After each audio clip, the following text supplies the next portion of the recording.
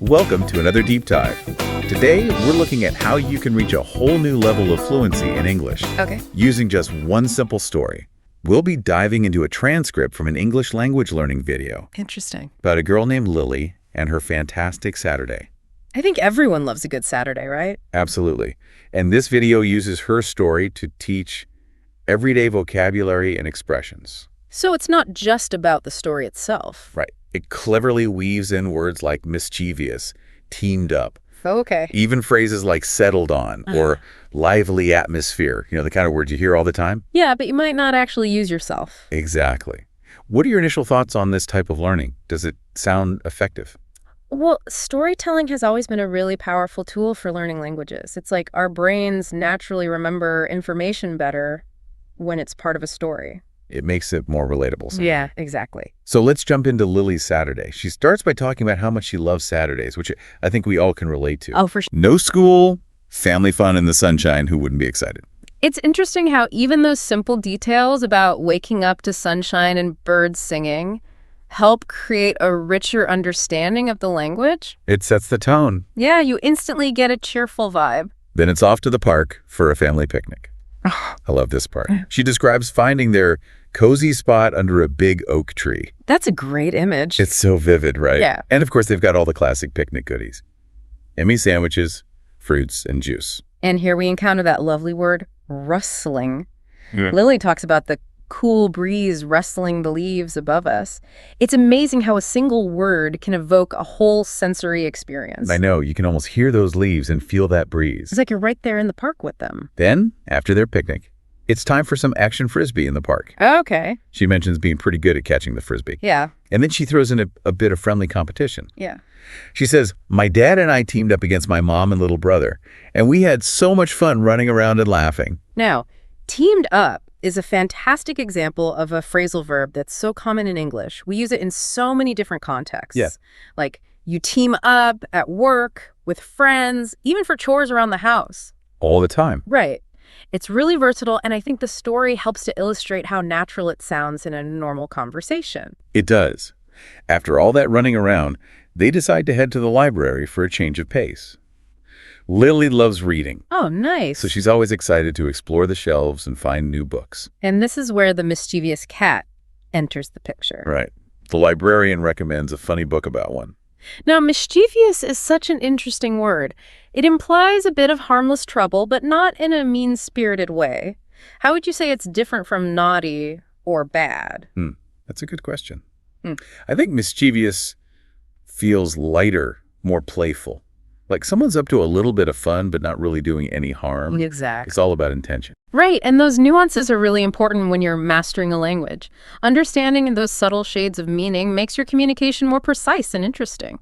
Absolutely. Yeah. So as the day starts winding down, they head to, you guessed it, the ice cream shop. Of course. And naturally, with so many delicious options, choosing a flavor becomes a delightful dilemma. I think we've all been there, frozen in indecision in front of the ice cream counter. Right. But eventually, Lily settles on chocolate chip cookie dough, A classic. her absolute favorite. Settled on is another great phrase. It suggests that you've considered your options and made a decision. And that absolute in front of favorite, it emphasizes how much she loves that flavor. It adds that extra bit of passion. Exactly. Ice cream cones in hand, they take a walk through the town square, soaking in the lively atmosphere. I love that description. Lily mentions street performers, people dancing like a mini carnival. It's so descriptive. You can almost picture the vibrant colors, the sounds of music, the energy of the crowd. Totally. And it's interesting how her choice of lively atmosphere paints such a vivid picture. She could have said busy atmosphere. Right. But lively adds that layer of excitement and joy. It really highlights the positive energy. Finally, as the sun starts to set, they head home, tired but happy, after their busy day. Sounds like a perfect Saturday. It does. Now, I noticed the video also has a speaking practice section where it encourages you to repeat phrases after Lily. Oh, that's a good idea. What do you think about this kind of active learning? How effective is that? Well, repetition is always a key element of language learning. But doing it within a story like this, it's not just rote memorization. You're practicing using the words in a way that makes sense and feels natural. So it's about internalizing the language, making it part of your active vocabulary. Exactly. It's about taking those words from the page and integrating them into your own way of speaking. Before we move on to unpack more of Lily's story, Okay. what are your overall thoughts on using a story like this to learn a language? What stands out to you about this approach? I think it's brilliant. It taps into our natural love for stories. We are wired for stories. We are, and that makes them such a powerful tool for learning anything, really. Think about how much more engaging this is than just memorizing a list of vocabulary words. It's night and day. Right, and when you actively participate in the story by repeating phrases and picturing what's happening, you're creating a much deeper connection with the language. You're not just passively absorbing it. Exactly, you're making it your own. We've covered a lot in this first part of our deep dive, We have. but we've still got more to explore. We'll dive deeper into why certain words were chosen for this story Interesting. and how you can apply these techniques to your own language learning journey. It sounds like we have a lot more to unpack. We do, so stay tuned. Right. Okay, so we've gotten a taste of Lily's Saturday, Right. but let's look closer at some of the words and phrases Okay. that she uses. Yeah.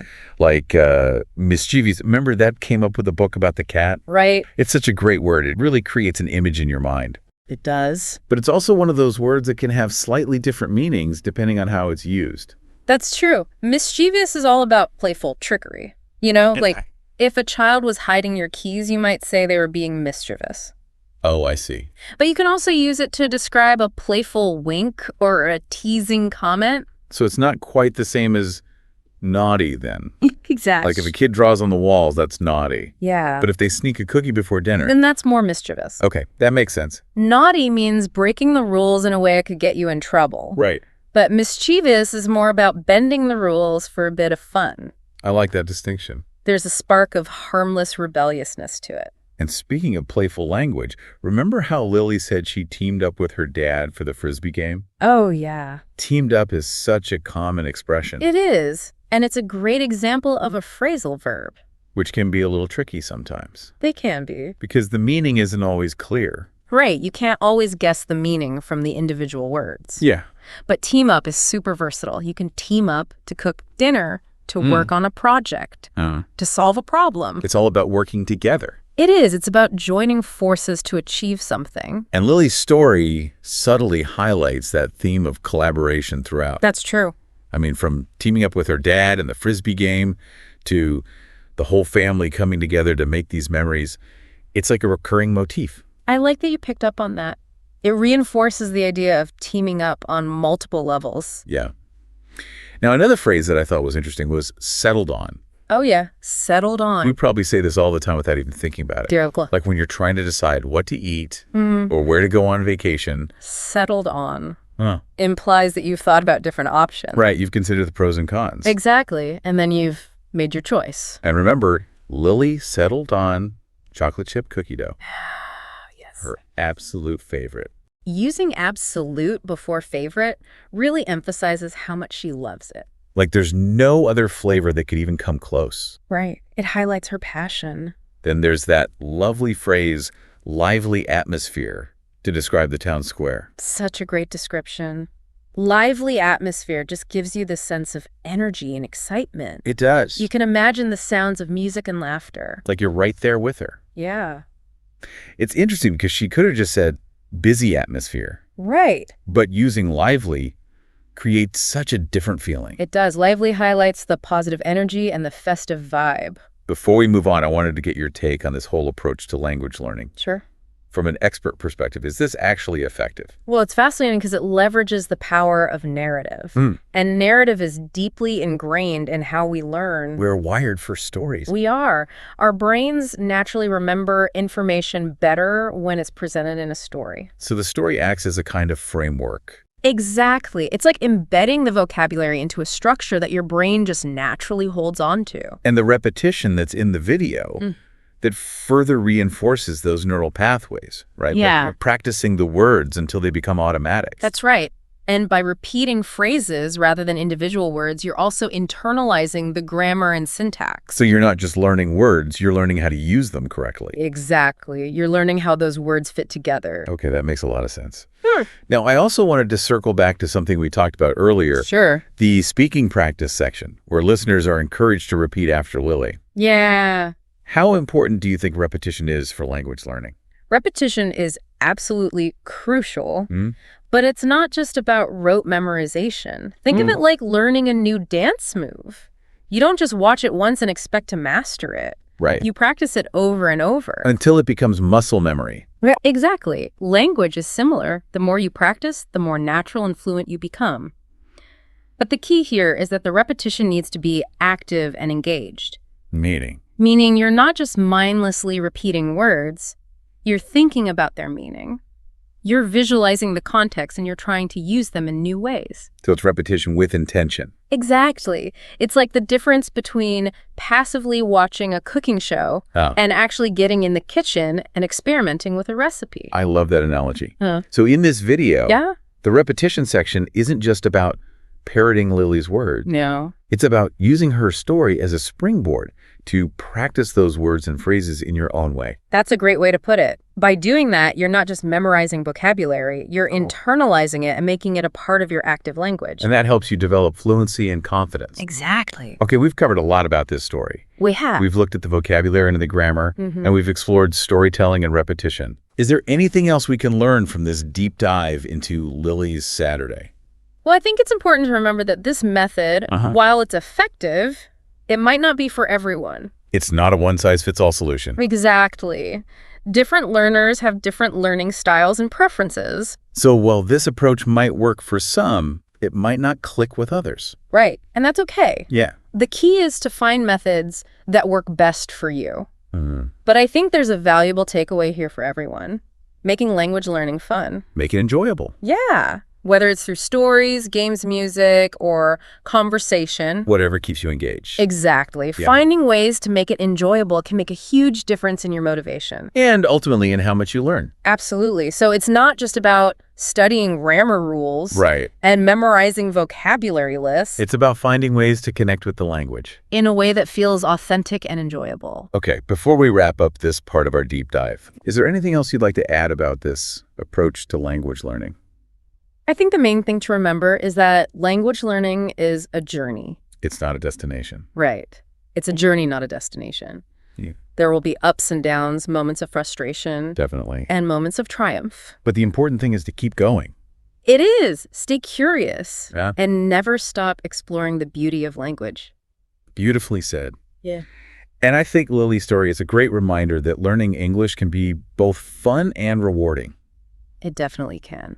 And who knows, maybe it will even inspire you to tell your own Saturday adventure in English. Now there's a challenge. Uh-huh. All right, we're going to take a short break here, but don't go anywhere. Okay. In the final part of our deep dive, we're going to explore how you can apply the techniques we've discussed today to your own language learning journey. We'll share some practical tips and resources that can help you make the most of this approach. So stay tuned. Okay, so we've explored Lily's story, we've talked about the vocabulary and the grammar, and we've even touched on why this method works.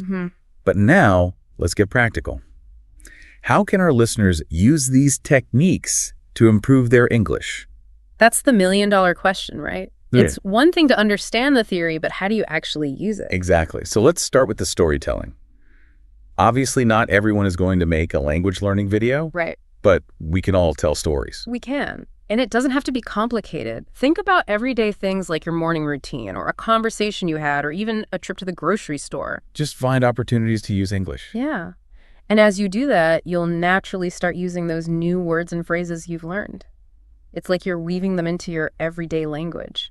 Now, remember how Lily's story had that section where you repeat phrases? The speaking practice. Yeah, we talked about how important repetition is. But how can people make the most of that technique? It's all about being actively engaged. So when you're repeating those phrases, try to picture the scene in your mind. Connect with the emotion. Really focus on how you're pronouncing the words. So it's almost like you're acting it out in your head. Exactly. The more you involve your senses, the better you'll remember the language. Okay, so we've got storytelling and repetition.